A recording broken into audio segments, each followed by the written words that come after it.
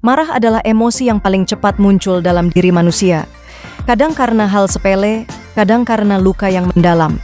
Namun, tahukah kita bahwa Islam tidak hanya mengakui keberadaan emosi, tetapi juga memberikan panduan bagaimana mengelolanya? Al-Quran memperkenalkan konsep self-control sebagai bagian dari ketakwaan.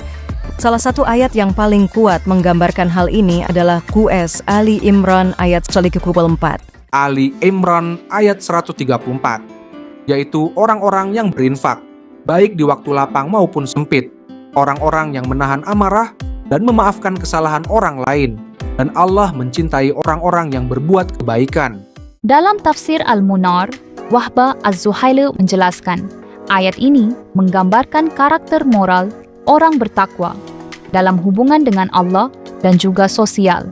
Menurut Az-Zuhail, menahan amarah adalah latihan jiwa menuju kedewasaan iman, karena amarah pada dasarnya dorongan naluriah manusia. Lebih tinggi dari menahan marah adalah al-afna ani annas, memaafkan kesalahan orang lain dengan kesadaran dan kelapangan hati. Tafsir Al-Munir menegaskan, memaafkan merupakan tingkatan ihsan. Emosi negatif dikendalikan lalu diganti dengan kebaikan.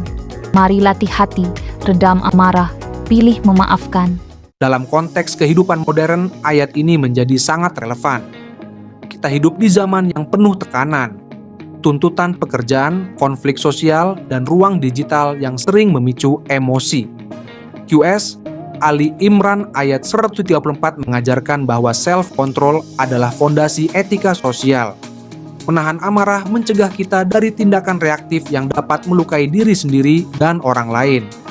Memaafkan, sebagaimana dijelaskan dalam tafsir Al-Mun'ar, bukan berarti menghapus keadilan, tetapi menghilangkan dendam agar hati tidak dikuasai kebencian.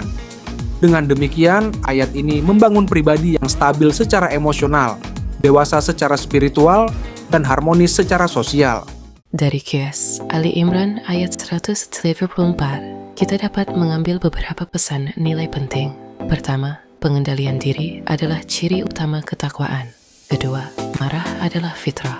Mengendalikannya adalah ibadah. Ketiga, memaafkan adalah bentuk kekuatan jiwa, bukan kelemahan.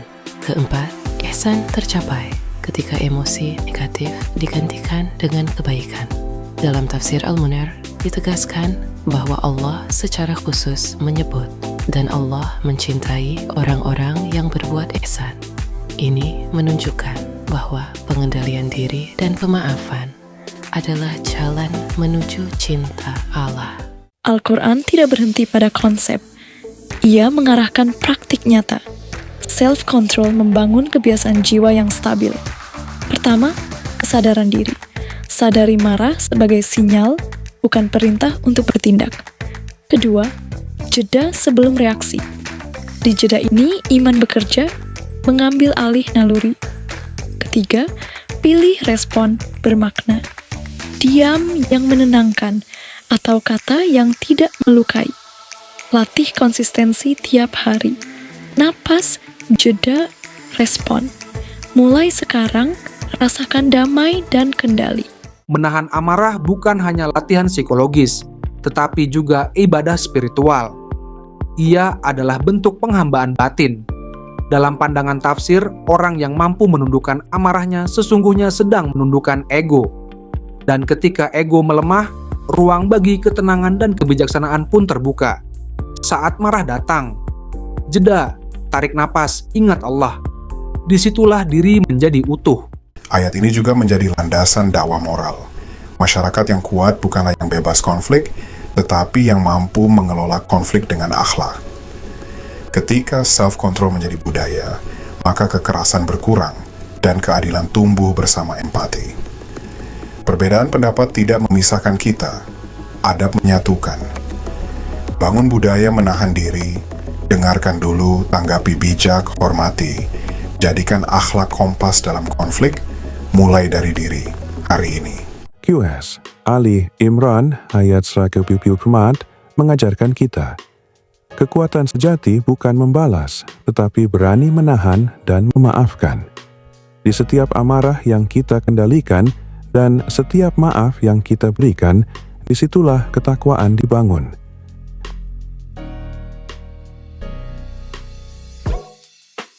Karena Allah mencintai orang-orang yang berbuat ihsan.